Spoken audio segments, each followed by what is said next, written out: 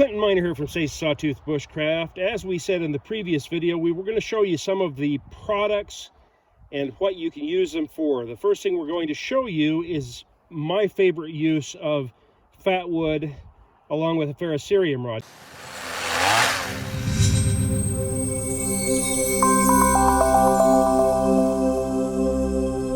Now, one of the things I want to talk about with a ferrocerium rods work because you can oxidize very quickly. So in order to keep it from oxidizing, ferrocerium rods are painted. There's actual paint on this rod. The material that you're actually using is underneath that paint. So when you get ready to use a ferrocerium rod, one of the first things you need to do is get some of that paint off. Now obviously I'm still getting some sparks, but I'm going to get a lot better sparks if I get rid of some of that paint. So that's what we're going to do first. Next, we're going to go ahead and set it aside, and we're going to go ahead and take our Fatwood. This is a scraper that comes with a ferro rod. I just used it to get those sparks. What I'm going to do now is I'm going to take it and I'm going to get some essentially sawdust out of this. You can see I'm looking for very fine material, something that's just a lot of fibers, really is what I'm looking for. I've built a little bit of a backstop with my can there. We'll move it away, but it's going to keep things from all blowing away. We've got a little breeze blowing up the river here. So we'll get a little pile of that put together. And we're going to have another thing ready so that we've got something we can use with this flame we're going to get. Now, that little pile of shavings there, we'll consolidate that.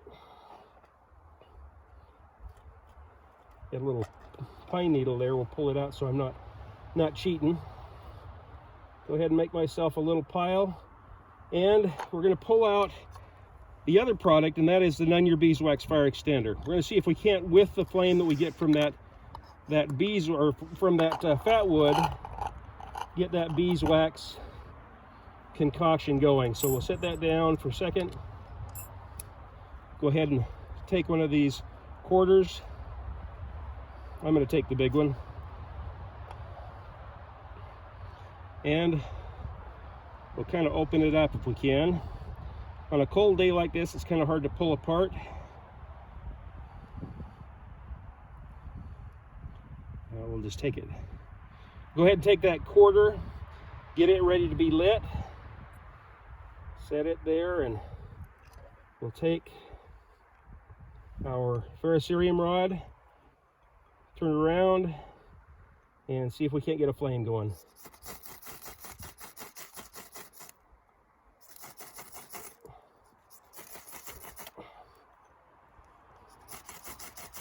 There we go.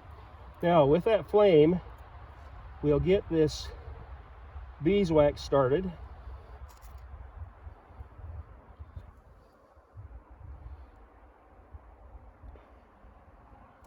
Give it a chance to kind of get going. One of the things we'll find is once we get it going, that little breeze is going to help it burn. So this is the first video we want to show you. We started the fire with the Fatwood. We're going to see now about how long that burns.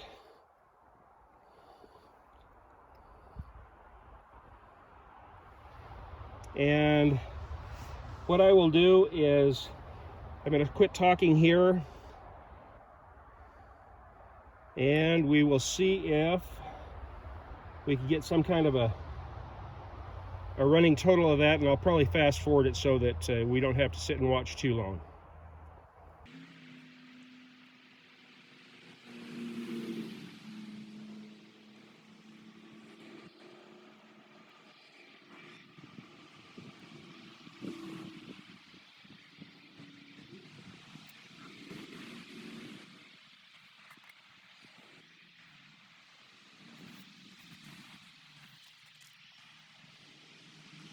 One of the things you'll notice here is that for such a small piece of material, we've got a large flame.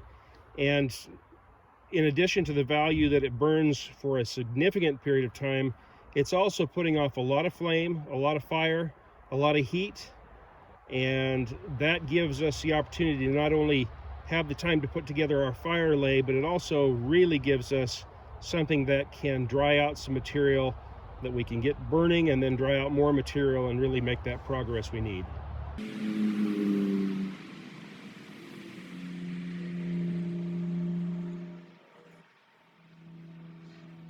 One little trick I've learned is that these burn on top.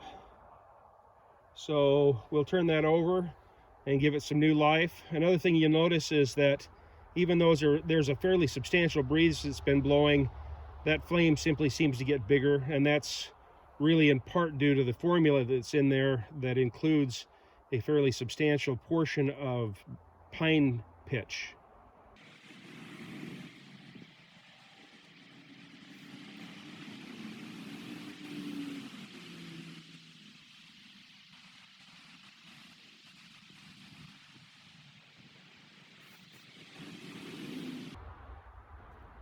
All right, that's about all there is to that.